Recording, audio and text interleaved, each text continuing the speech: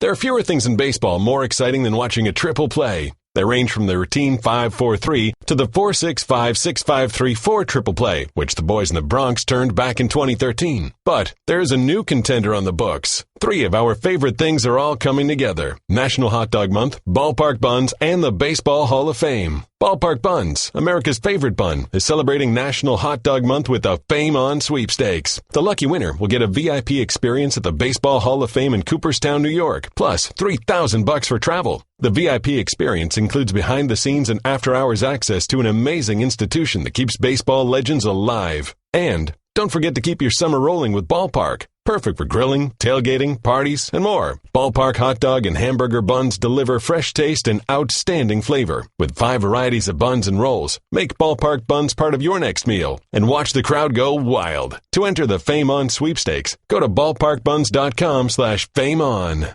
The Citi Double Cash Card presents Tips for Working Out. Number 4, don't back down. I'm going to increase my speed to see if you can keep up. Running through pain to try to impress you. Okay. I'm barely keeping up. Wouldn't it be great if everyone said what they meant? The Citi Double Cash Card does. It lets you earn double cash back with 1% when you buy and 1% as you pay. The Citi Double Cash Card. Double means double. This is the Best of Mike and Mike podcast. Subscribe now by going to the Listen tab in the ESPN app. The Best of Mike and Mike. Good morning, everybody. Happy Friday. Welcome in. Glad you are here with us as you get set for what we hope will be a splendiferous weekend for you. Is that a word? It is now. Okay. Trey Wingo here with Mike Golick. Understand something, Yes. people. Yeah. This is not a sneak peek anymore. No. Okay? Sneak peek is done. That's done. We're just doing it again. That's exactly right. By the way, Yeah. it's about 100 degrees in here again. It's hot. Yeah. Give it time. It'll be 40 in a minute. The last time we made that, it dropped about 30 degrees inside the studio. There is no middle ground here. That makes sense with us. Yes, it does. Again, Trey Wingo, Mike Golick in. We are on ESPN Radio, ESPN2, and the ESPN app presented by Progressive Insurance. All phone guests appear via the Shell Pennzoil Performance Line, and follow us on the 1-800-Flowers.com Twitter feed. So lots to get to today. But first of all, I just want to say I'm glad I'm here. Why are you glad you're here? Because there were a couple of things over the last couple of days that might have precluded me from being here. How so? Well, couple of things. First and foremost, I did something Wednesday that which was a lot of fun and for a good cause, but I was terrified the entire time. Oh, that's when you rappelled? Yes. Yeah. I rappelled down a 22-story building in downtown Hartford to raise money for a You were actually charity. on the outside of the building and you rappelled down? Yes. And it was a great idea until they said, "Okay, now step off the edge." And I'm like, "No." I think I tweeted you and asked if you soiled yourself. I brought extra garments just in case. Okay. It was the most terrifying thing I've ever done. Really? In my life. Have you ever bungee jumped? No. Have you done that? So, yes, I have There's done video that. of me finishing. There is video. For those on radio, he's actually doing exactly what you think someone rappelling down a building would be doing. He's rappelling down a Just a building. lot slower. Yeah. But we went through this little training thing. By the way, it's to raise money for Shatterproof, which helps people with opioid addiction. It's a great cause. Oh, Appreciate it. that's great. Appreciate everybody donating. But so we go through this little training, and I'm fine. Everybody's excited. And so we get to the roof, and then it begins a little more real. Yeah? Don't look down. Oh, I never looked anywhere but straight at the building. They're like, enjoy the view. And I'm like, no, I'm looking right here. That's it. So anyway, we get up there and we have this little training seminar. And the whole thing about rappelling, have you ever done it? I have not. Have you bungee jumped? Oh, yes, I have. Really? Yes. That's the next thing. Were you terrified? Not really. I enjoyed it. I actually did it Good twice for you. because it got filmed, and the first time the guy forgot to run the camera. So I had to go up and do it again. That would be so bad. I thought, there's no doubt I'm dying the second time. Oh, my because gosh, of that, but that would luckily I be the didn't. worst. Yeah. So anyway, they have this it's a little lever that controls you. And you sort of, you're hooked in a million different ways. Right. But this lever is like a brake. I know exactly what you're talking about. Yeah, and you can control how fast How or fast, how low, right. how slow you go. So at one point he said, even if you open it up all the way, eventually if it feels you going too fast, it'll stop. So we're practicing on the roof with about a little 4-foot thing. Right. And he says, just open it up all the way and you'll see what I mean. So I open it up all the way, and I fell and hit the roof. And I'm like, I would prefer that not to happen when I'm over the side. 22 stories. He goes, well, you didn't really get it down there all the way. And I'm like, what do you mean I did this? And so I take it you didn't open it all the way? I did not open it up all the way again. Yeah. But they were like, "Now, take your time, enjoy the view." And I'm like, "No, I'm just going to. I'm going to." At some point, though, because it probably the way you were going, 22 stories, it probably took you about 3 hours for as slow as you were going. At some point, didn't you feel comfortable enough to kind of look around? Nope. Just maybe push off the wall and go through a window like you see in the movies. Tom Cruise in Mission Impossible. No, that was not happening. No, not. It actually took me like 5 minutes to get down. At some point, I was like, okay, how fast can I feel like I'm going down without thinking I'm going to? So if you went up and did it again, would you go down faster and look around?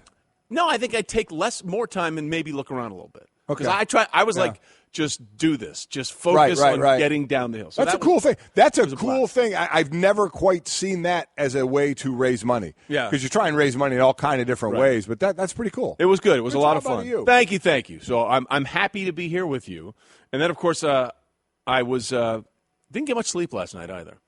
Yeah, you were on a little trek to New York. Went a little trek to New York to see my boy Marty Fish play a little tennis. Down at the Billie Jean King Tennis Center, which is in Flushing, right there. So that was kind of self-induced. Yes, that was my own fault. Well, yes and no. Yes and no. Yes and no, because as we're getting ready to leave, because it's 2+ hours back and forth, it is. right around there with no traffic at that time of night, we're getting ready to leave, and the guy I'm with is doing one of these things. Doing one of those. Looking around. I'm like, so you're looking at him saying, okay, you can't find something, and it turned out to be the keys to the car? Keys to the car, to his house, to everything. Lost the keys. Yep, lost the keys in his jacket. So I'm like, oh, this is terrible. And the whole time I'm thinking, yeah, I don't care. We need to go. So as you're looking for the keys, at what point did your feeling bad for him that he lost the keys turn to anger at him? About 10 minutes. 10 minutes? I gave him a 10-minute grace period. Okay. That was it. We were there for another 45. Where are the keys? So it's like, find the keys. It's like that line from the episode of Friends with Joey. I want to go! Yeah, that had to be tough. So we got in much later than anticipated. Yeah. So I'm now apologizing for any verbal mistakes. Well, I mean, you do that when you get all the sleep in the world. Right. So really? But see, this is my disclaimer. Yeah. So I'm good. I'm good for this Friday. Well played.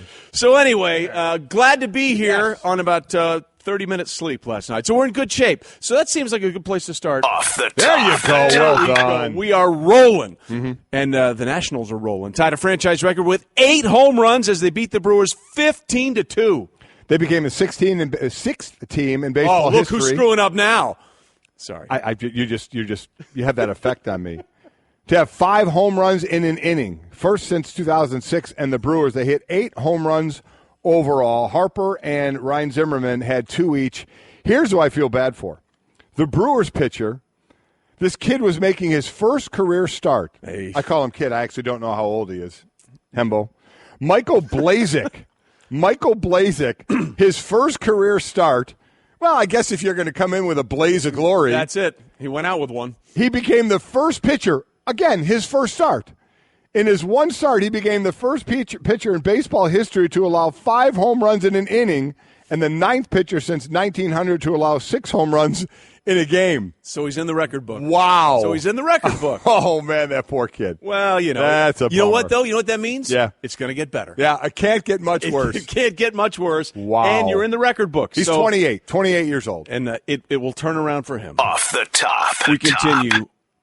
Off the top, SportsCenter is going to have coverage of Giants camp on Friday, where the big story is Odell Beckham Jr., who stated Thursday, he wants to be the highest paid player in football.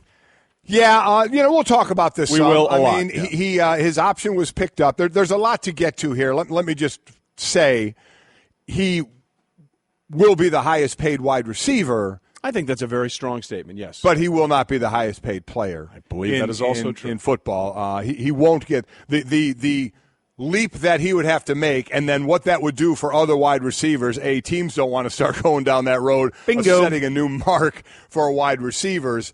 It's just not going to happen. But we'll get into the numbers of it and where he is right now.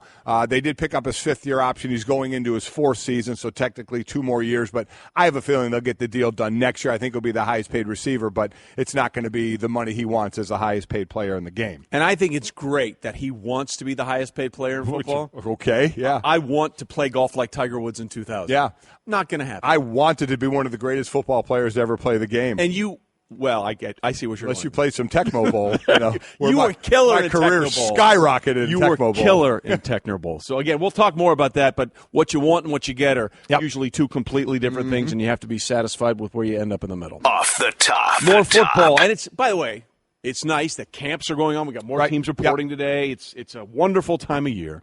Le'Veon Bell also looking for a new contract. No surprise, really, that he didn't report to training camp Thursday with the rest of the season. Again, he hasn't signed his franchise tender yet, and there's no negotiation. He can only play for this. He can only for this. Yeah. He can only play on a one-year deal right now, which is worth $12.1 million. By the way, he's the first player in NFL history to average 100 yards rushing, 50 yards receiving per game. Again, he missed the first 3 games.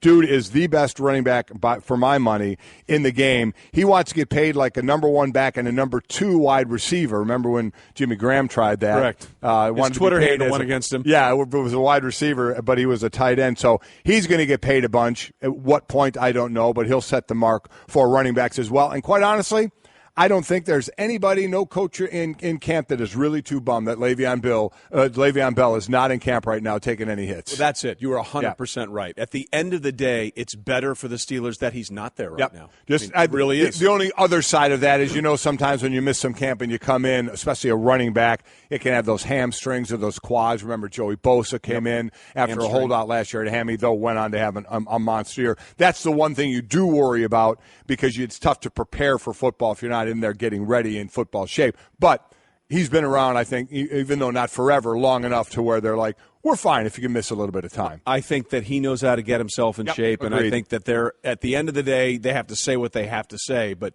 if he's not there, not taking some reps and taking some hits at this point, it's probably better for them in the long run going forward. Absolutely agreed. But it's a fascinating dynamic with him because, with what's going on with Ben, and he says he's on a year-to-year status now, how much do you want to commit to Le'Veon at the running back position, who's been great and has been unbelievable, but at the end of the day, we know that the life expectancy career-wise for running backs is the shortest of what I think any position in football. All right, so we'll see what happens there. Meanwhile, Off the top. Back to baseball. The Yankees win in extra innings. Aaron Judge breaks a tooth in the celebration. Been a tough second half for him. Not hitting a lot of home runs, striking out, and now breaking a tooth in a celebration. They win on a Brett Gardner a walk-off. It's his 3rd career walk-off home run. He has 2 against the Rays. 18th home run this season, the most in any season of his career. Aaron Judge, on the other hand, is, as we said, breaking a tooth, and by the way, if he bats against any all-star pitcher, he's not hitting them, and he's striking out a lot. So a struggle right now in the second half for him, but the Yankees get the win. So clearly, then, with Aaron Judge, it was the home run derby that messed him up. That's what everybody will say. And that's not true. And that's why Stanton went out in the first round, because he is hot as can be and knocking the ball out of the park right now. Smart. I'm going to lose this on purpose because it'll help me in the second half. Of course, we all think that way. Off the top. And we finish up off the top with Ravens coach John Harbaugh saying he won't rule out signing Colin Kaepernick, although they have signed another quarterback since then. They have. A guy named David Olson, an Arena Football League quarterback. Olson played under John's brother Jim when Jim was coaching at Stanford. Olson was a quarterback at Stanford. So that's who they signed. But as we'll get into, that doesn't mean that Colin Kaepernick may not still be on the radar for them. But they did pick up another arm to throw some passes in camp. Well, it's interesting. Hembo, I don't think he actually ever threw a pass at Stanford, did he? So, I mean, he played, like in the air quote, played, but I'm not sure he actually ever threw a pass. So that's even more than never starting in college, like Matt Castle. Yeah. Matt Castle. Yeah, I'm glad you. That's one of my favorite stats of all time. Matt Castle went from high school, never played or started a game in college, and then went on to got that monster deal by the Chiefs. I think he's still in the league, by the way. I think Castle is still in the league, is he not? Hembo, you're 0 for 1. Try not to be 0 for 2. Oh, wow. We'll figure that out. But, he'll give me some WAR average for the eighth shortstop for the whatever. All right, that is off the top, and we roll on. One more time. Sure, one more. Off the top. There you go. Woo! We are off and rolling. We are. Okay, so we ended up there with a little bit of a Ravens story, and there is another Ravens story that's out there, and it's getting a lot of attention for a lot of reasons. Mm-hmm. Offensive lineman John Urschel, who was going to be competing to be a starting center for the Baltimore Ravens, abruptly has retired at the age of 26. And one of the reasons that he is retiring, he cites the recent CTE study, which said, 110 out of 111 NFL brains were found to have some form of CTE. Right. Now, for those of you that don't know, John Urschel is a brilliant human being. Brilliant. I mean, I remember studying for him when we were doing the draft, and I was like, I hope this guy gets drafted because his story is amazing. Just a little background on John Urschel. When he was in high school, his Twitter handle for a lot of years was Math Meets Football, and he wants to be a mathematician going forward. When he was in high school, he would go to I think it was SUNY Buffalo, but I can't remember exactly which one, a high school to take advanced math classes right.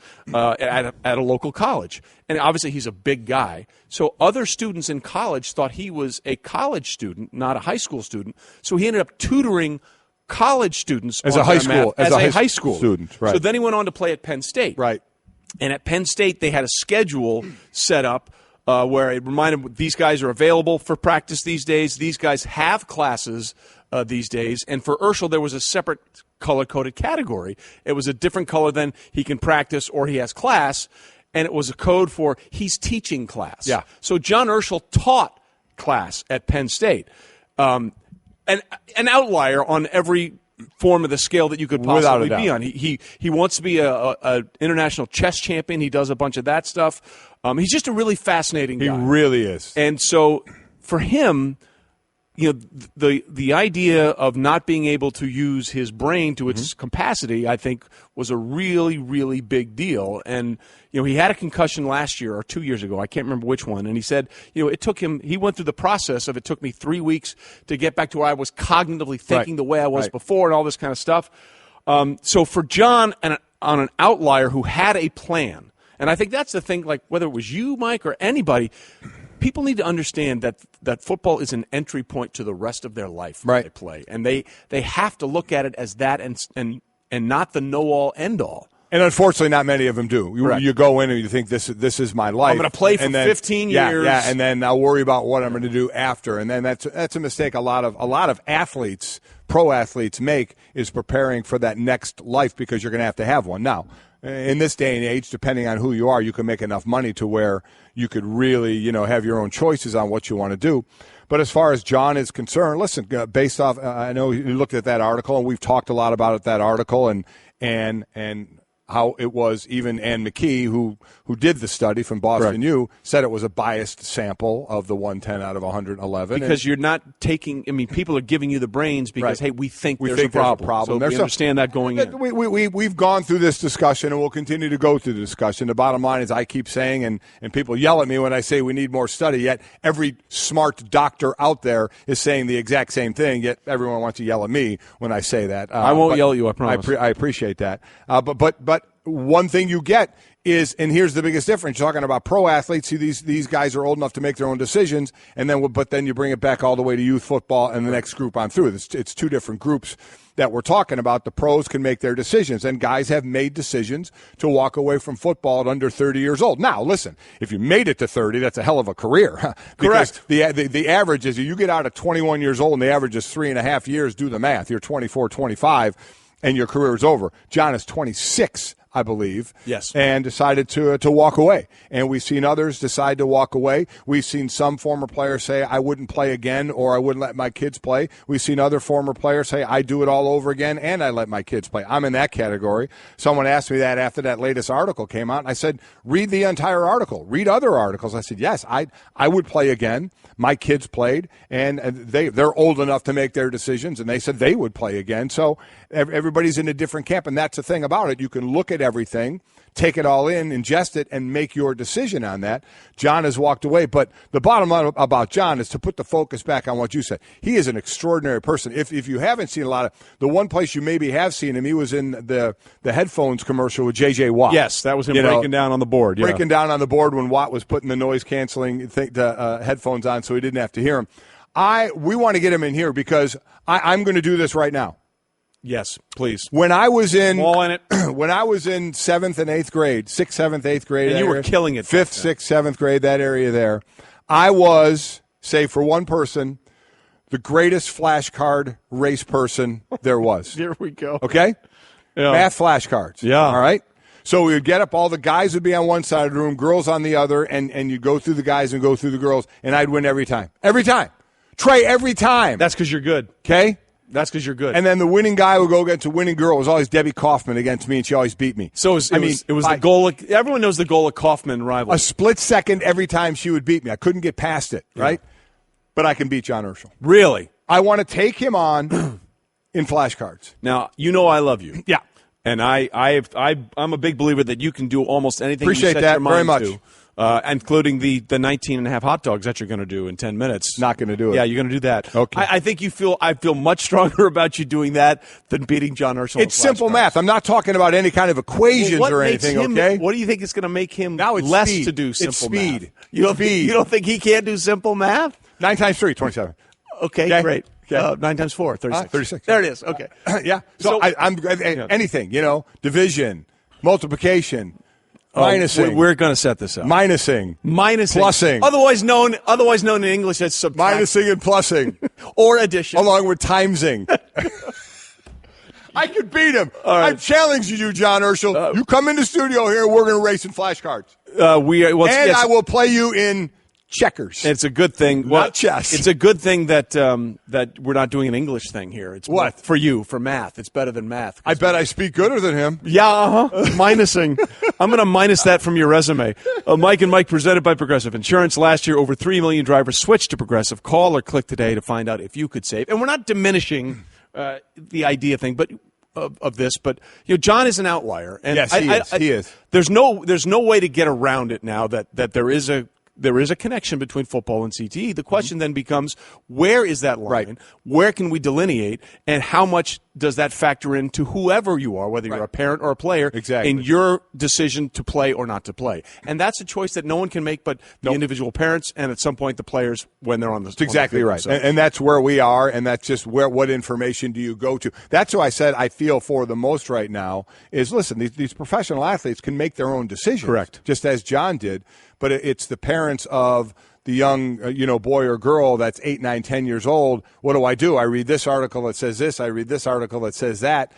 As my wife, who is very involved in the youth football, tries to tell them, make a decision out of knowledge. Empower yourself with knowledge, not out of fear. Right. But there is a lot of different knowledge out there to try and look at to make that decision. But eventually, as you said, it is that their decision to make, the parents' decision on younger kids, and obviously a player's decision as he gets older. Well, look, and this is going to we're going to keep seeing this happen. Chris Borland did it a couple of years ago. Megatron retired at a relatively early age. I think he played 9 years. Yeah. One of the best wide receivers. He's going to the Hall of Fame. Mm-hmm. So it's now going to be a factor. And I think the difference is, Mike, from when you played, is that the money is so much bigger that you can say to yourself, how much do I want to keep doing this versus what I can do with the life that I have now because that money is now in my back pocket. Well, your justification. Right. Yeah. So, by the way, John Urschel is the 14th player to retire at age 30 or younger this offseason. There were 20 such players last offseason. And again, that's one of those. It's one of those you can't just say, well, every single one of them was for a one particular reason. So. Correct. And I want to be clear. You talked about you playing and your kids playing. My son played high school football, and because of his ability to play, he got into a really good institution and played football there for a couple of years. Right. And, when all this was coming on, I asked him, would you do it again? And he said yes. And he said, football is like life. You get out of it what you put into it. No one's going to give you anything. So, it's a personal decision. It's a personal decision, and I'm never going to judge anybody for making that decision one way or the other. But there's a lot more that needs to go into this, and we'll continue to discuss it because it's going to continue to come up. But again, one of the reasons we keep talking about it in football, because football is the most popular sport in America. It's not just a football problem. It happens in hockey. It happens in soccer. That's the thing. It's just associated with football. A lot of different things. Yeah, it happens in a lot of sports. So that's why even in all the sports I say, let's find ways to, whether it's less hitting in practice, different equipment, whatever, instead of just saying, let's get rid of everything and sit around and play video games and become a more obese country. Yeah. So let's find ways to work with what we have as best we can. Last thing on Urschel, again, this is why he's one of my favorite players. Currently a PhD candidate in mathematics at MIT, Massachusetts Institute of Technology. But you're going to nail him in flashcards. I am. My daughter Sydney swam more than a few times at MIT, and I was going to buy a shirt that said I went here, and they wouldn't let me. There you go. Yeah. They wouldn't let you in. Yeah. He's got straight A's there and has released multiple research papers. He's worked on a spectral graph theory, numerical PDEs, matrix algebra, computational finance, mathematical physics, and others. He currently has the fastest – I can't even read this. The fastest eigenslower for minimal Laplacian. He has an eigenslower? He's got an eigenslower. He's got an eigenslower. He's the fastest eigenslower for minimal Laplacian equinators. And I can be in the flashcards. And you're going to kick his butt in flashcards. Because none of that will be on the flashcard. No, none of that will ever be on my screen again, hopefully. No big words. Good thing I didn't need to read that after about 1 hour of sleep. Wow.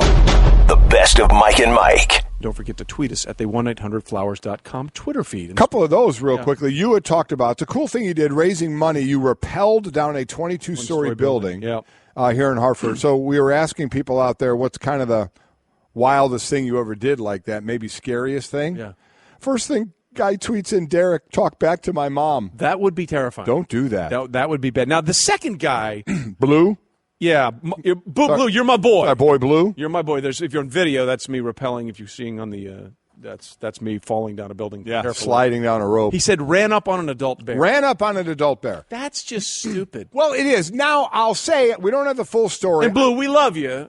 You're our boy, Blue. I was in the area of doing that one time, but decided to run up on an adult bear? See, there's an explanation. Yeah. Chris and I walk we have the 3 dogs. Yeah. We have a place through the woods that we go. A lot of bears in our town. And at one point, I saw the bears up ahead. I saw 2 big bears crossing the path about 20 yards where we were walking, and I quietly told Chris, grab the dogs. Right. She got Harry, our young pug, and Tahoe, our older lab, but Hank decided to be a man. He was going to go take our tan pug, and he took off. Yeah. So I took off. So now I'm running after my dog who's running after the bear. So basically I'm running at some bears. Yeah. But for a heroic reason. Luckily, the bears don't want anything to do with us, and there were no cub bears involved that my dog was going to play with, which would made the big bears turn around and get angry. Correct. So they just took off. But given the circumstance, sometimes you may have to, if your dogs or somebody is in a bad situation, you got to run up on it. And I was screaming loud. They said make a lot of noise, and it was working. Those bears were taking off. Thank God. Well, it's funny you say that because I was once jogging. There's a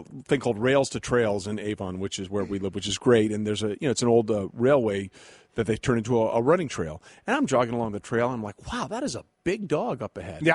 It was not a dog. It was a very big bear. Yeah. So technically, I was also running up on a bear. But you know what? As soon as I saw the bear, I bet you stopped. We're going the other way.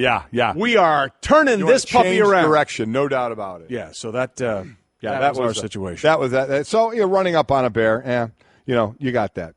You got that. We're not running up on a bear anymore. No, we're not. All right. So the bear thing is bad. Yeah. Don't do that. don't do the bear thing. Okay. So we had this survey. Yes, we did. Came out yesterday, which I thought was very interesting. Right. And the headline was, Anthem protests led poll of reasons viewers turned out NFL last year. Now, again, the headline. A headline is meant to do one and only thing, right? One thing only. You'll get there. I have faith in you. Wait, which one of us was up with no sleep I know. How about it? Come on. About it? But I'm working your flashcards. It is clickbait. I mean, you read that and you say, got to read it, and you click it. But when you dive down in the weeds on this one, we got to back off a little bit. Okay, so they're basically saying it was J.D. Powers and Associates, or J.D. Powers. Are there associates anymore, or are they on their own? I don't know. So we'll figure this out. So it said the pollster said it asked more than 9,200 who attended either one football, basketball, or hockey game, whether they tuned into fewer games, and why. And 26% of those who watched fewer games last season said the national anthem protests, some of which were led by Colin Kaepernick, were the reason. Well, here's where it gets really interesting. First of all, if you go down to the bottom paragraph, which is really the lead here about viewership down in the NFL last year, it said NFL game viewership on networks that broadcast games was down an average of 8% for the 2016 season versus the season before. Before the election of 2016, November 8, games for the first 9 weeks were down 14%. The final 8 weeks saw a drop of only 1%. So we can pretend and people can say whatever they want their reason to be, but the numbers usually say it's something else. Yes. So they can say it was the other reason. Clearly the numbers indicate that wasn't the reason. It was because we were consumed by that election that we all went through. Without a doubt, because other networks were down. Certainly the news networks were up. Let's John Urschel this thing. Yes. Okay? Let's math it up. We have some numbers for this. Yes. That even we'll understand that John Urschel would have to come down to our level. So 9,200 people surveyed, right? 12% said they watched fewer games last season. Correct. 12% of 9,200 is 1,104 people. Correct. Of those people, 26% said it was because of the national anthem. That's 287 people. That's 287 people. So of the 9,200 people surveyed, 287 said they watched less NFL because of the anthem, which equals 3%. Yet, what's the headline again? More people didn't watch games because of the anthem protests. There you go. Yeah. So there's your headline. Click, read, and then go, oh, okay, maybe not. And also in the article, 27% of the people surveyed said they watched more NFL games, more than double the number of people that said they watched less. Yeah. So nothing happens in a vacuum, okay? Nothing happens in a vacuum. Everything requires context. But I was reading this yesterday. As you know, we get the emails to prepare for the show. Right. Wow, this is interesting, blah, blah, blah. And then I get to this last paragraph because I'm like, it was definitely the election. It was down 14% before the election and a drop of only 1% over the final 7 weeks of the season. Come on. Yeah. It's right there. So just take that last little nugget you had at the end of the survey, put it up there, and make sure you people understand. But you don't want to do that. No, you don't want to do, because if that was the first paragraph after the headline, you'd stop reading. Anthem protests. Yep, that's exactly right. Anthem protests. Hey, baseball season is heating up, as you well know.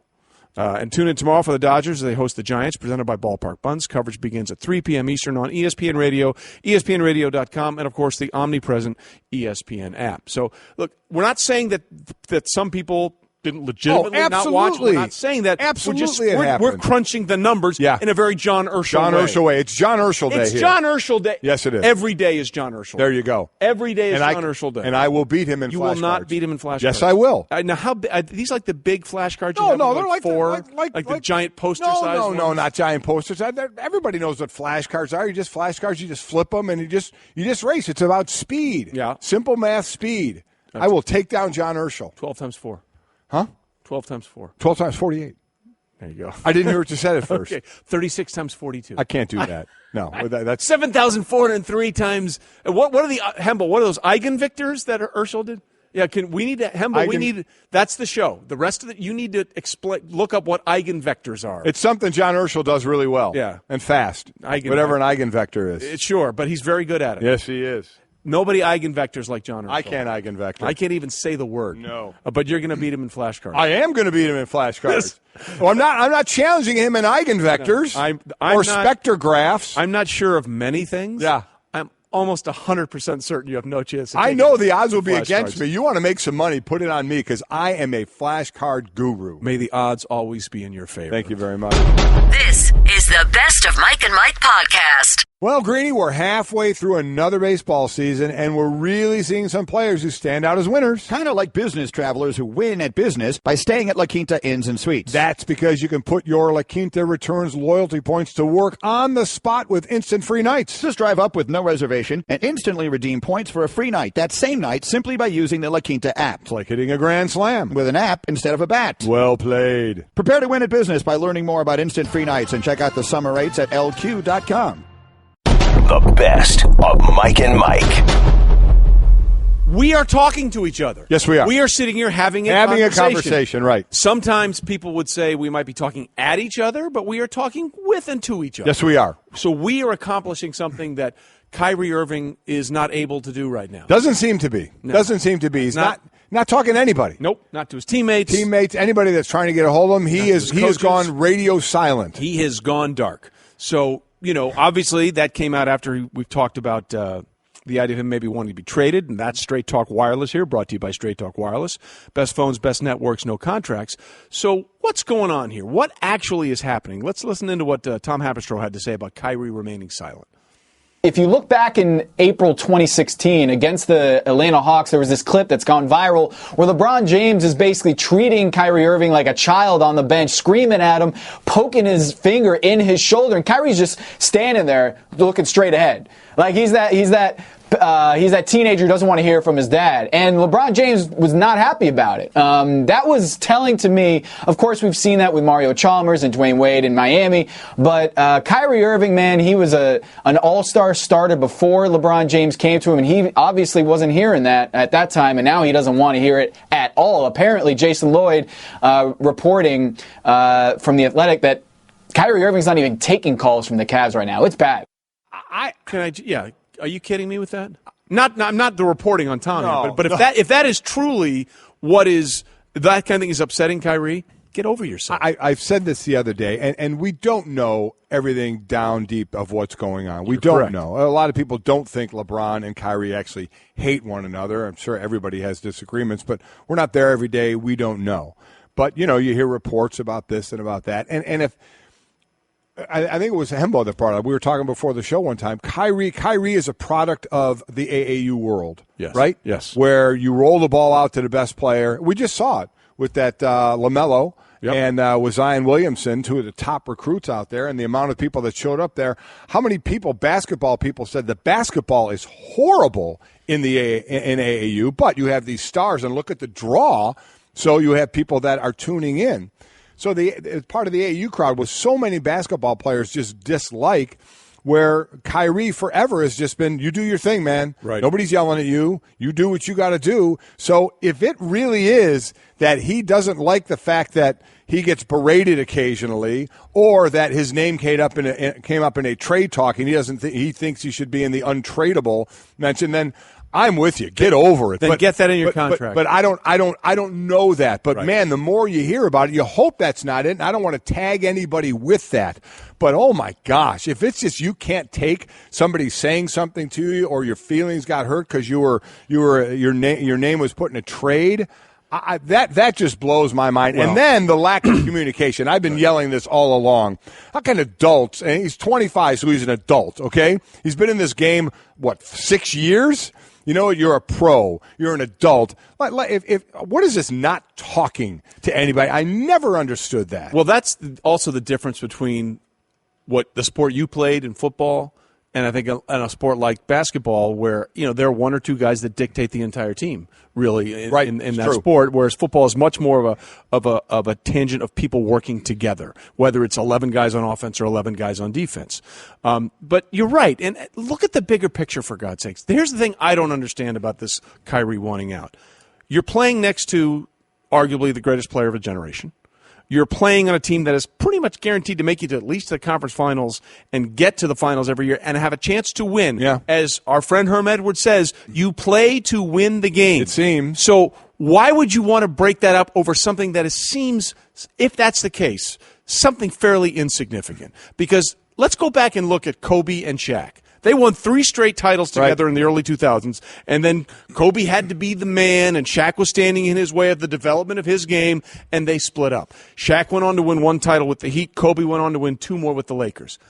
Put them together. How many more do you think they would have won? I know. Played together with the Lakers. It blows my mind, yet Isn't that the most important thing? It doesn't seem to be at times. So, and I guess that's what we see. So while I have a tough time comprehending it, it happens.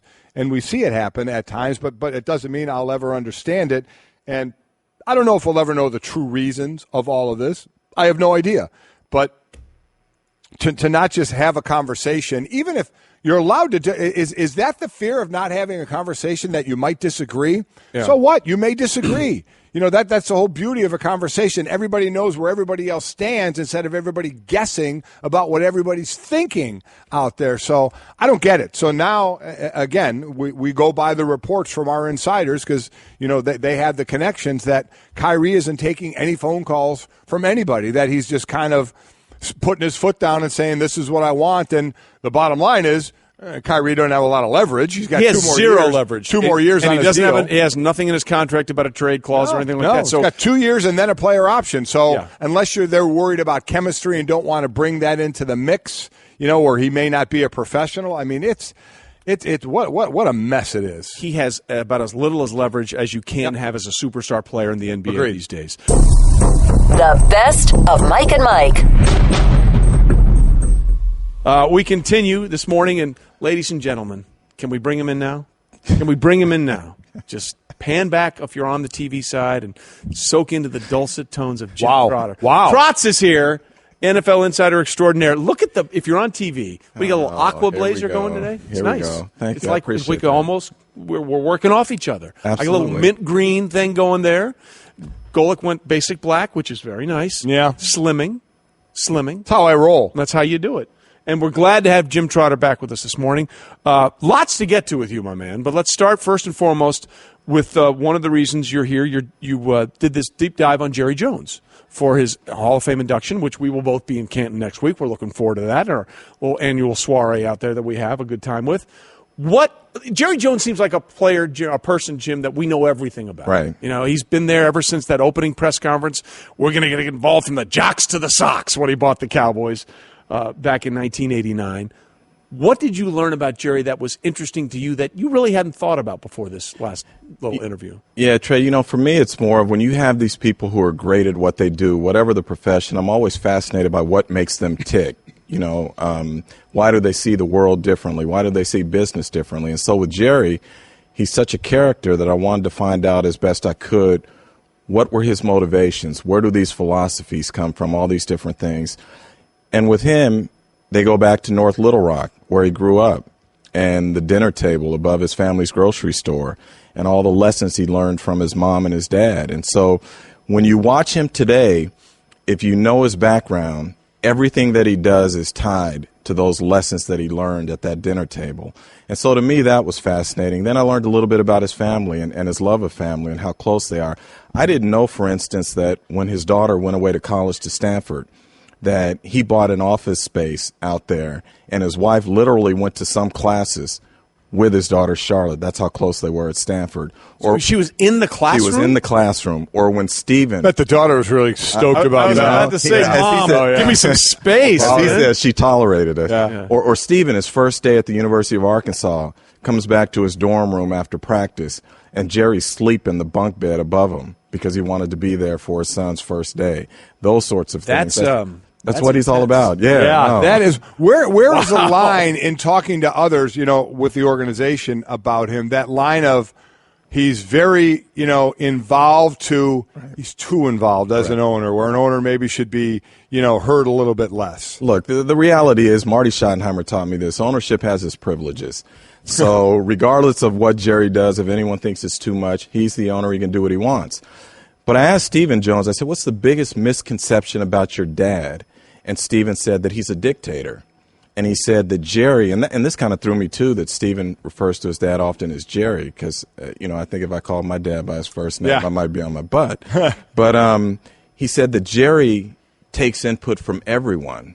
And then he may have an idea of which way he wants to go, but he wants all of that information and he filters it, and then he makes a decision. It's not as if your opinion doesn't matter. And so to me, that was kind of interesting as well, because when we talk about the draft, the one time Jerry took umbrage with me, I'll say, is when I said to him about that the perception that he has taken a lesser role when it comes to the draft. And you have Stephen and Will McClay and these people who are making decisions.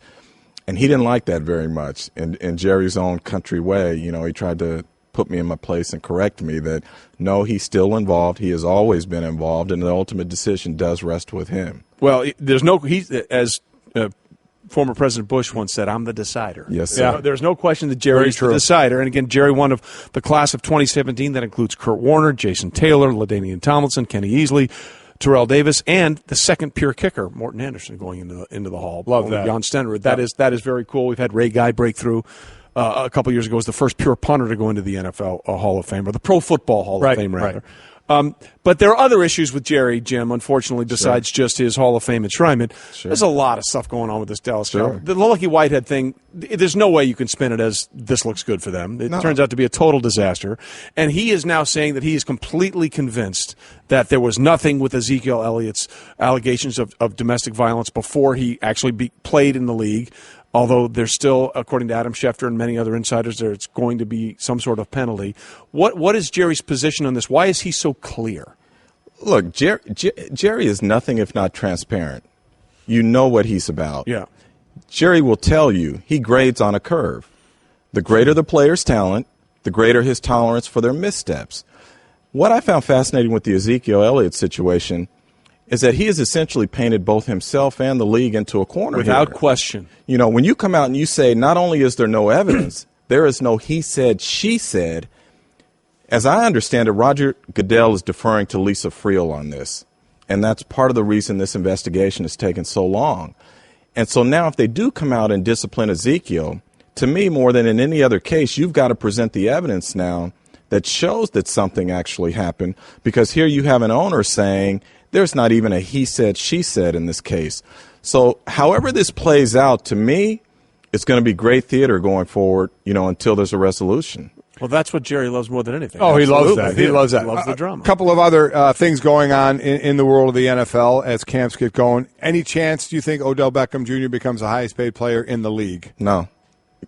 I mean, the highest paid player in the league is going to be a quarterback. Yeah. It's a quarterback-driven league. So I figured I'd get the easy one out of the way. I appreciate that. The other, John Urschel retires, and there may be people out there that really don't know who John Urschel is. He's been a backup offensive lineman. He has started games. He has started games, and he was working to be the starting center this year, and he's retired at 26. We talked about what an incredible, from the academic side, how smart he is, sure. But he retired at 26 and brought up the CTE situation as part of his thought process. Where do you think that goes from players' minds? Do you think that trend continues at even younger ages, or because we just look at it a lot of times from the NFL side? Absolutely. I think we've seen a trend over the years. Now, there's not going to be some mass exodus, as some might think, but there will be players, a handful or more each year, who decide that this isn't for them, and they're concerned about their long-term health. And I think that's tremendous. I think that's what this is all about, is having the option and the opportunity to make decisions on your well-being. And that's why I think as much information as these players can get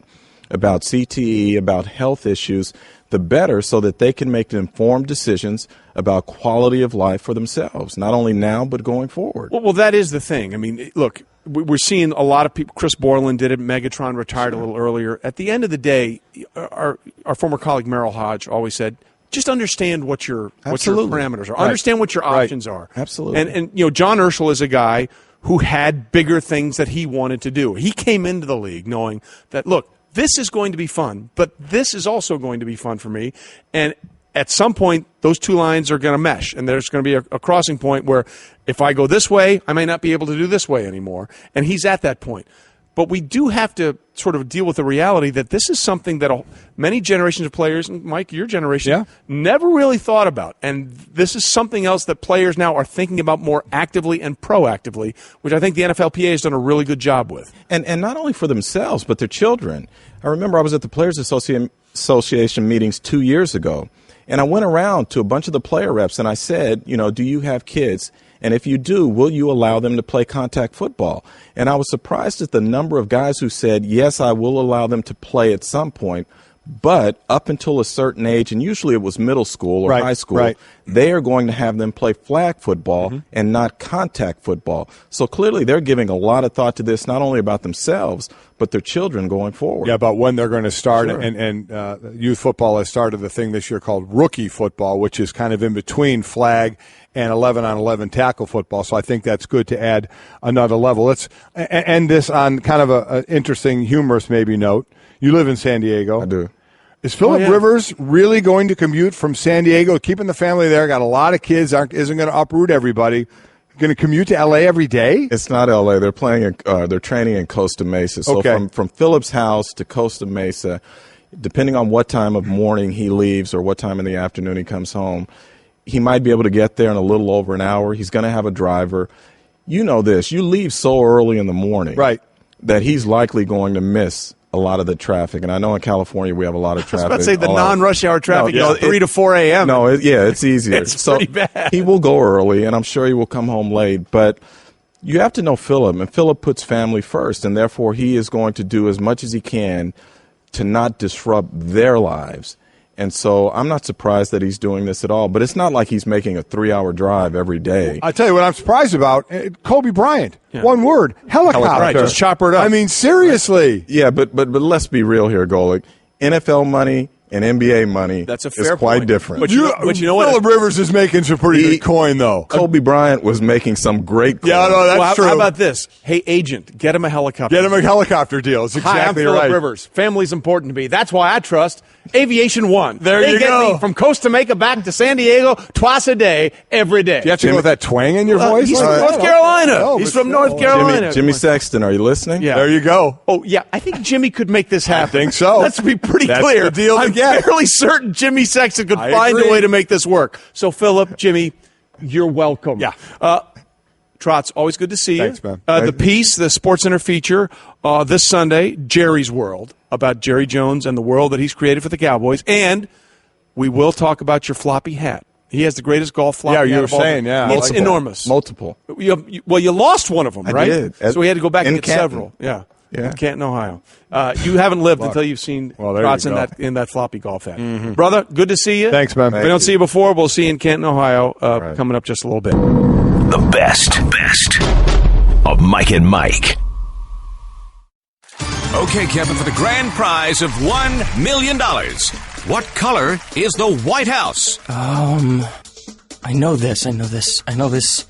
5 seconds. Oh, switching to Geico could save you a bunch of money on car insurance? Okay. Judges? That's true, Kevin. They'll allow it. Congratulations. You're a winner. Woo! Geico, because saving 15% or more on car insurance is always a great answer. You're listening to the best of Mike and Mike. And look who's here. It's the Hasselbecks. It's the Hasselbecks. I'm Matt. That's Tim. I'm Tim. Hi, guys. I'm a little bit taller than he is. And a little younger, too. Your seat's taller. Very true. That's Yes. about it. There is only one way to start this conversation. Yeah. The retirement of John Urschel, Yes. the mathematician whiz, from the Baltimore Ravens. I'm sure that's the way they were thinking about it. Mm-hmm. I have said, because I was great at this in grade school, Yeah.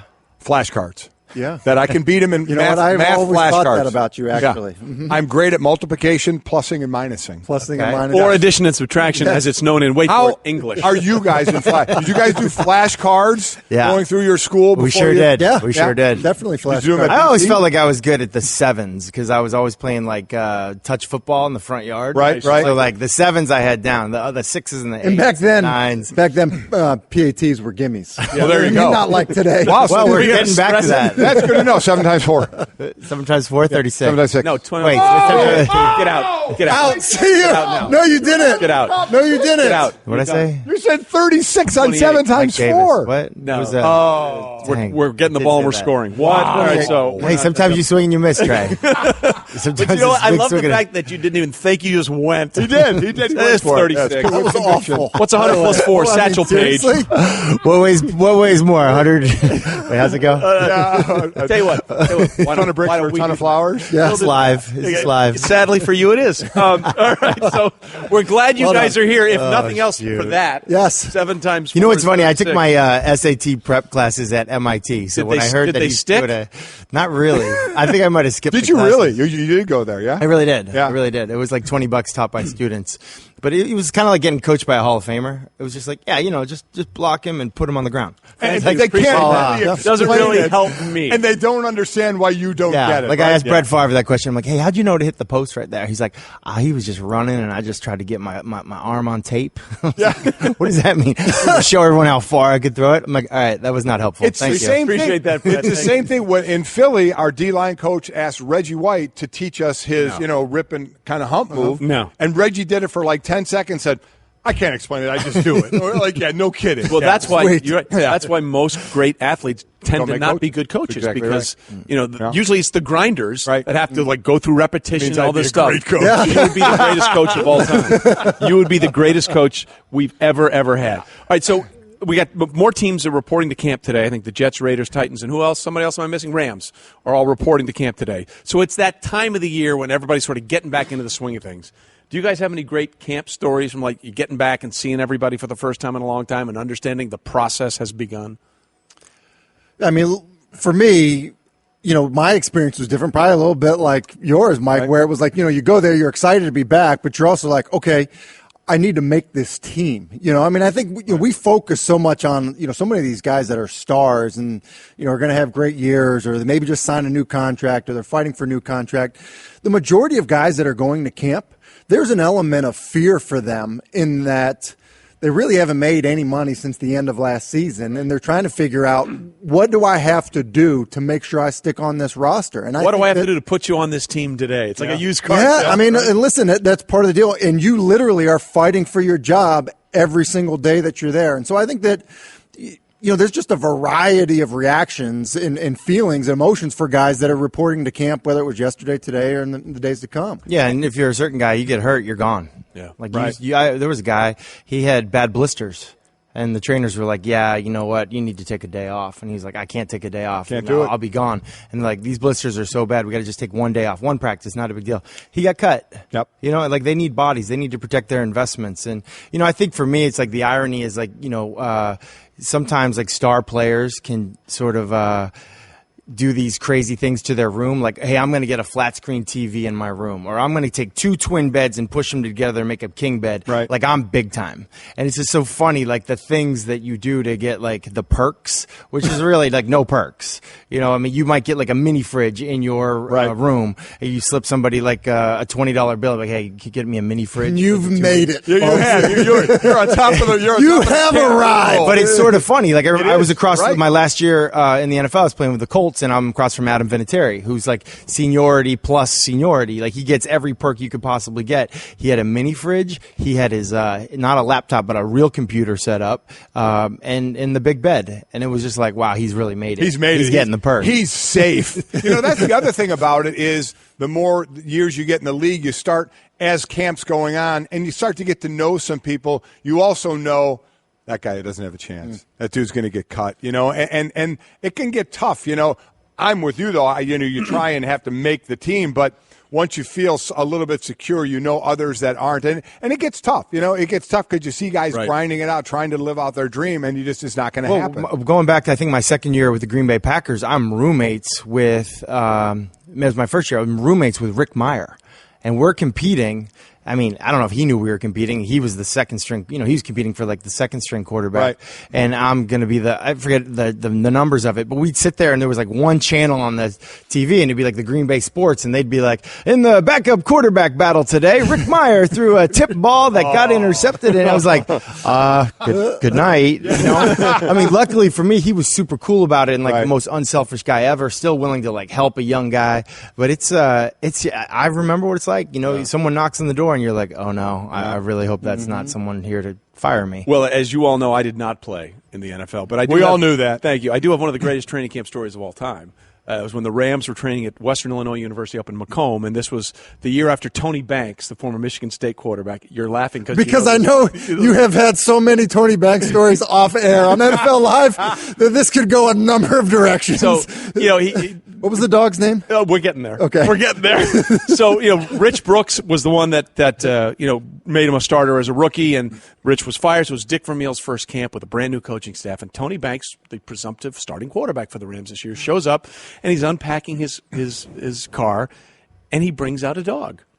He brought a puppy to training camp. Brought a puppy to training camp. And we're like, oh, that's interesting. He's like, well, you know, I just got him. I didn't want to leave him at home. Good for you. What's the name of the dog? Felony. Felony. He brought a puppy named Felony to training camp. And as he's unloading this stuff, then the GM of the Rams, Lynn Stiles, is there watching him unload his stuff with his puppy, and I swear to God, it's like that movie Scanners. I thought his head was going to explode. We were going to see parts of Lynn Stiles everywhere. How many days? That puppy made it about 7 minutes at camp before it was shipped back. That's just crazy. I mean, and we had footage of Lynn talking to Tony, like, "Are you kidding me? You brought a puppy to training camp." It is amazing. As far as camp, so you've had the fun of having the new camp as opposed to the old camp where you actually practice twice a day in pads. And how big of a difference is it? For a quarterback, it is night and day. That's part of the reason these quarterbacks are able to play at such an older on. Like, you know, you remember like Steve Young, I think he retired in his 30s. Now you see guys talking about playing to 40, 45, Aaron Rodgers, Tom Brady, those guys. And one of the hardest things for a quarterback is getting through training camp. It's just like the throwing twice a day is a killer on your arm, on your throwing mechanics and all that. So the fact that you're just throwing once a day is an absolute game changer. Never mind the rules that they've changed once the season starts, like where they can hit you and how many times you can be in pads. 14 times in pads for the year, yeah. Things have changed quite a bit. But you mentioned something that's really interesting. We brought it up a little bit. You guys stick around for one more second. We'll talk about it again. What are realistic expectations for these guys like Brady and Rodgers who say they want to play till the 40 or 45? Where is the ceiling? Because history tells us 40, things change pretty quickly. How far can you go playing quarterback eating bark? And avocado ice cream and wheatgrass. We roll on Mike and Trey this There you morning go. on Sneak peek. ESPN Radio, ESPN2, and the ESPN app. We're joined by the Hasselbecks, the Hassel Bros. Hassel Bros. Matt and Tim. So we started talking about this. You played into your 40s, right? 40. 40. Played into 40. Did you start after 40? I started while I was 40. While you were 40. So you understand what's by you, by the way, I should point out, I'm talking to Matthew, not Tim. My voice is way deeper than it that. is. It and is. You It is. And more annoying.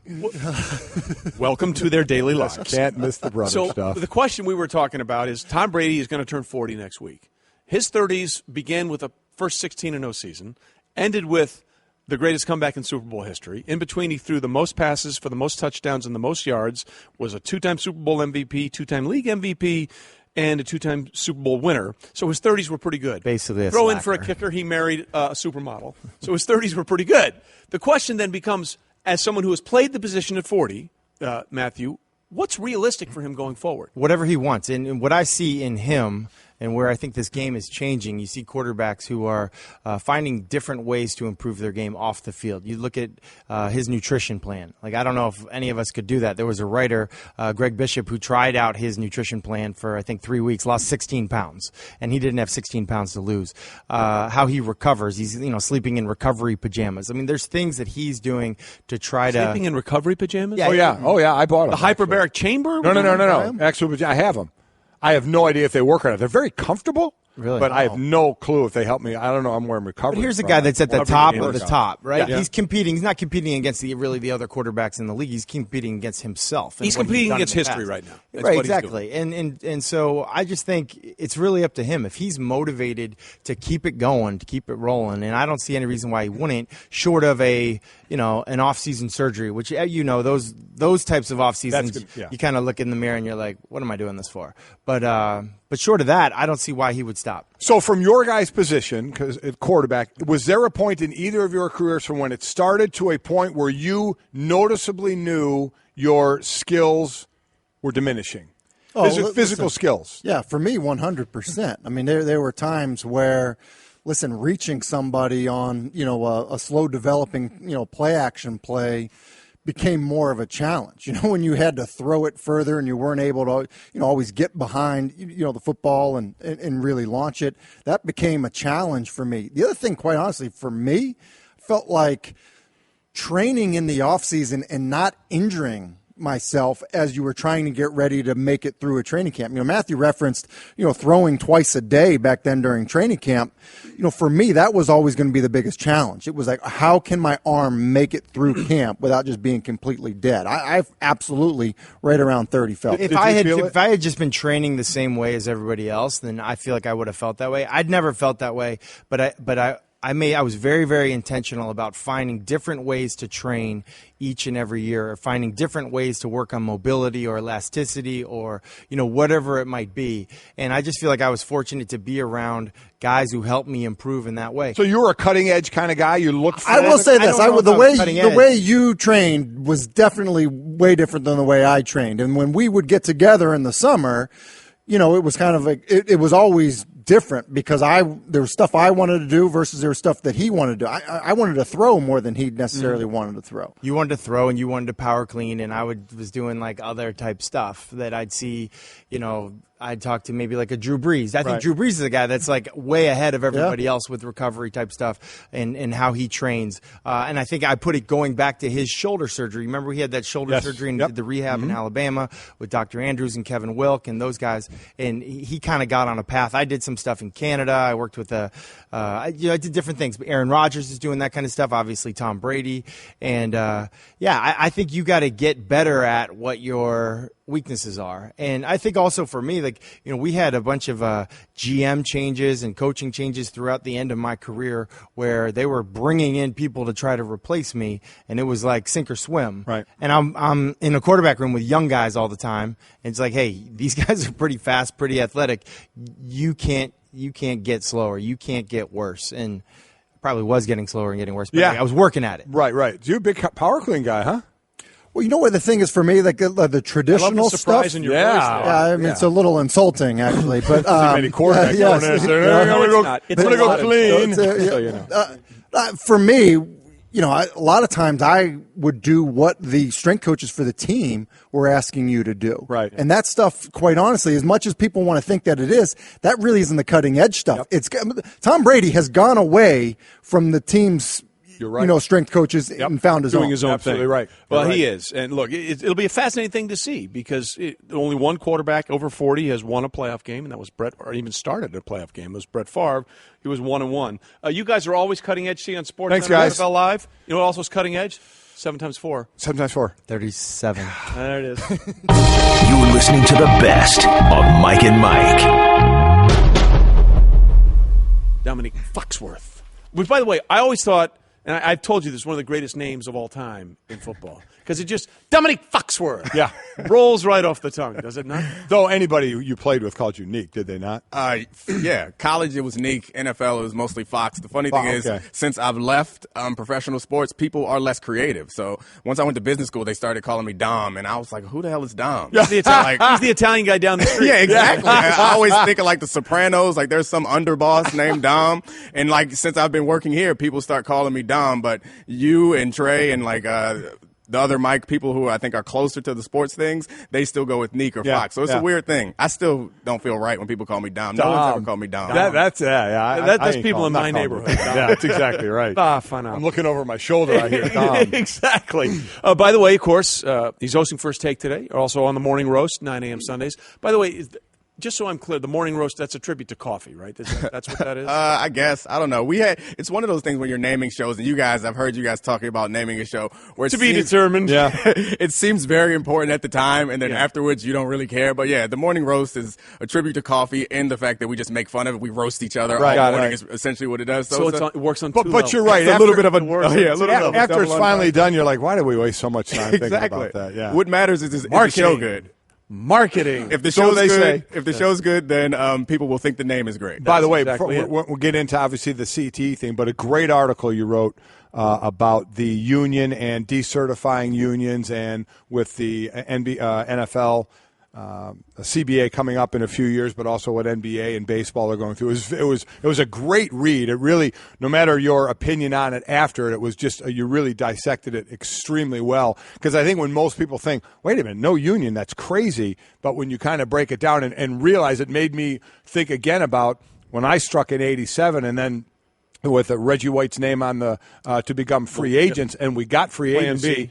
We weren't. Well, Plan B was before that. Right. We got free agency in '93. We weren't a union then. Right. We were not a union. It was not. So it was interesting, the things that got done not being a union, but also the pitfalls of not having a union. It was a really good read. I thought it was I owe this show a great deal of credit for me having the thought to write it, because you guys had me on and it kind of bubbled up when we were having a conversation. And so I went ahead and wrote it. And one of the best things, like you said, one of the best things I've gotten. This is really dry, kind of boring legalese stuff. Yeah. And a lot of people wrote me and just said I did a great job explaining it and made it interesting, which that felt good to me. And then there's a bunch of people who just think that I'm wrong and crazy. If that's the case, should we see if he can guess what an eigenvector is? Well, again. You want to try? Yeah. John Urschel, who is retiring from the Baltimore Ravens. By the way, this is the John Urschel show today. This has become the John Urschel. He is and we're fine with that. Former O-lineman now, as he retires at 26. He's a math genius, basically.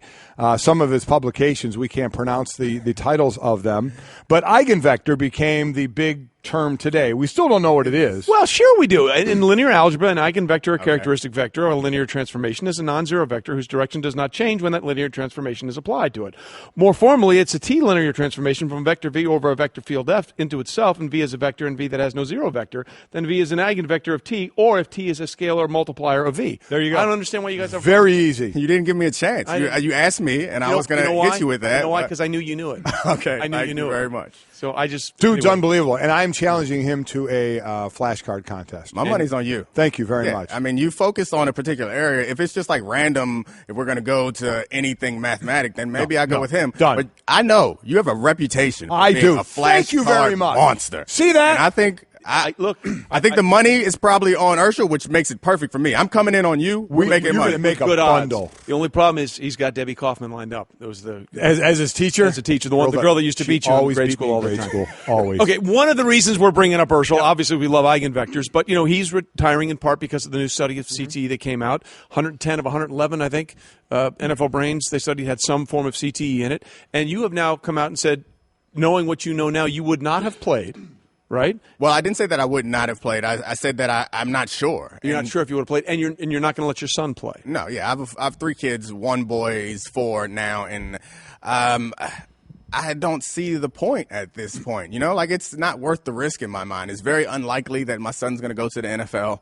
And what's the payoff? The payoff for playing football is you learn about teamwork, and I think football is a unique sport. I think there are things that you can learn. Don't disagree. That you can experience in football that you can't in any other sport, and it saddens me that I would not want my son to play.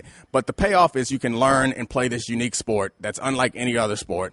But the risk is that you are exposing yourself to. We can quibble about how much more you are exposing yourself to a higher propensity to get CTE or some sort of brain disease related to that. But we all agree that it does increase your risk. So I just don't understand why. And I married a very beautiful and smart person, which means that my children are beautiful and smart so that they can go do other things using their brains rather than slam them into other people. I guess the other side of that, I would say, because I would play again. My kids say they would all play again, and I would let my kids play again because we are still in the fact-finding. But to your point, we know it's a certain direction. We know that.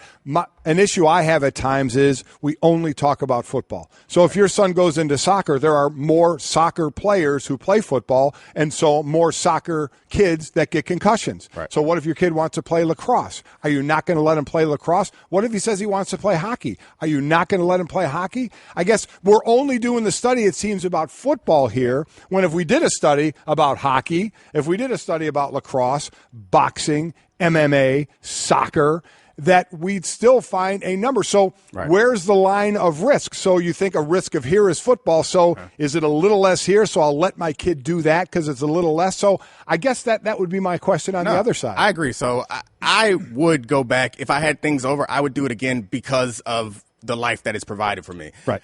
If I've never felt the depths that Mike Webster or Junior Seau has felt. Right. So if I am at that point, maybe my song would change. There's no amount of money. There's no amount of access. We won't know that. Right. No, we will not. For years. Right. And if that happens, maybe my song would change. But I would go back and do it all over again, even knowing the risk because of the fact that now I have these opportunities. My kids have these opportunities. The reason why I would not expose my son to it is not because I don't think that they can get concussions doing other things. They obviously can, but we don't actually fully understand this. There is no other sport, major sport, like we can talk about boxing or whatever, but there's no other major sport where you have the potential of hitting heads with someone every single play that people equate. It's not at this level in the lower sports. Sure, people sure. At the higher levels, people equate it to a car crash 60-70 times a game. And so I agree with you that there should be more research on other sports, and maybe that changes a lot of different things. But given the information I have now, the reward to me is not worth the risk for my son. If I knew he was going to go to the NFL and he was going to have a great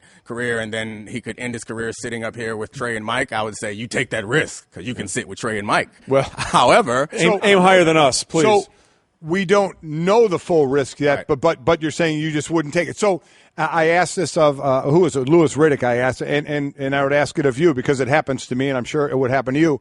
If a parent of an 8-year-old came up and said, Nick, what should I do here? Yeah, I mean, it happens all the time, and I never tell them not to let their children play. I say it's a decision for you, and if they ask me, and again, this is a lot of me. It's tough talk now because my son's 4 It's and he doesn't really care about football. No, you're right. It's so exactly right. When my son's 8 and 10 and 12, and his friends are playing, and then he's like, "Daddy played football, so maybe I might be good at this." I may change my tune at that point, but it's easy for me now to say, and knowing how strong-willed my son is, it may be a different story when he's 12 years old. But at 4, it's like I don't really, and I still look at him like he's a little boy. It's different, and maybe when he gets bigger, it'll change. I think that. Sorry, Trey. I think the toughest job right now is the parents of the youngsters, because John Ursul can make a decision for himself. He's 26 years old. So we had, 14 players this past offseason? Under 30 retired. Under 30. These are all now adults. They can make these decisions. But the parents have to make the decision for the 6-year-old, the 8-year-old, the 10-year-old. And the one thing, as I talked about my wife being involved in this, is make the decision based on information. Empower yourself with information, not fear. But that's tough for them because one article says this of doctors, and another article of doctors says this. So it's tough on those parents of the 10-year-olds to read that and say, okay, I've read it. There are kind of two sides of this. What do I do? It's a tough situation. And that's the thing. And I'm glad you were honest about that, because it's easy when your son is 4 and you see him as this child that you want to protect. Trust, talking to us, they grow up and they get big, and you don't see him that way anymore. And, let's just say he does show an aptitude like you. I mean, you were an exceptional athlete. You played in the NFL for how many years? 7. At 175 pounds. Yeah. As a defensive back. That doesn't make me a good athlete. It makes me kind of crazy. Yeah. However, you had a skill set that in a big man's game you were still able to translate. Right. The hard part, I think, for you or any other parent is going to be when you see a kid with the aptitude, and not only the aptitude, but perhaps the want to. Yeah. So, I think about that all the time, in that I was on the plane with someone the other day, a woman who her son goes to an Ivy League school, and she said he only got in because of crew. And, my thought is my kids are very smart, and they go to really good schools. I'm sure they'll get chances at lots of great schools. But if they could use their athleticism, the one thing that I've given them of value, because like I mentioned, they get their brains and their looks from their mother, which is true. It's not just me trying to kiss up because she doesn't listen to Mike and Mike. Sorry, there you guys. go. Yeah. But well, now I'm not talking to her ever. So she listens on November 27th. I'm good. Good. So and she talked about that, and I think about that. Really, that could be of value, and I do think about what's the risk. What opportunities am I cutting off from them by not letting me do it? But it's all hypothetical now. Right. If you were to, because I know you love the game of football. Absolutely. So if football people, especially youth, came to you and say, Nick, we're doing things, we're lessening hitting in practice, teaching better, tackling, certifying coaches more, all the stuff they're doing, and they're doing things.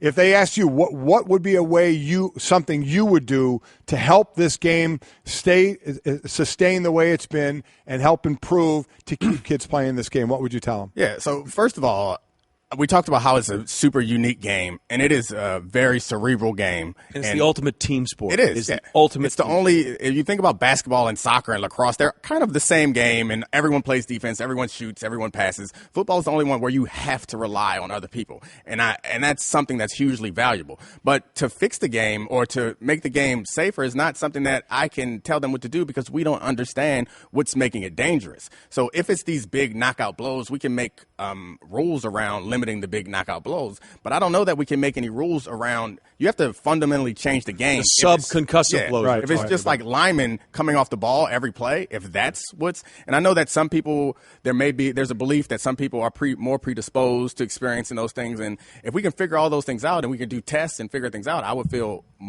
better about moving forward playing football. And I think that's where we're headed. Yeah. I don't think there's any question that's where we're headed. Real quickly, you mentioned crew. That was a situation with my son. He was able to use football to get into a really good institution. Our plan was get something out of playing besides a corporate bowl game T-shirt. Yep. And he has that now. Does he have the corporate bowl game T-shirts? No, he does not. Okay. But I got him a Super Bowl shirt, so so he's covered. But no, always a pleasure to have you. Always a pleasure. Great conversation. This has been the Best of Mike and Mike. Now you can subscribe to the Best of Mike and Mike in the Listen tab of the ESPN app. This is the Best of Mike and Mike podcast.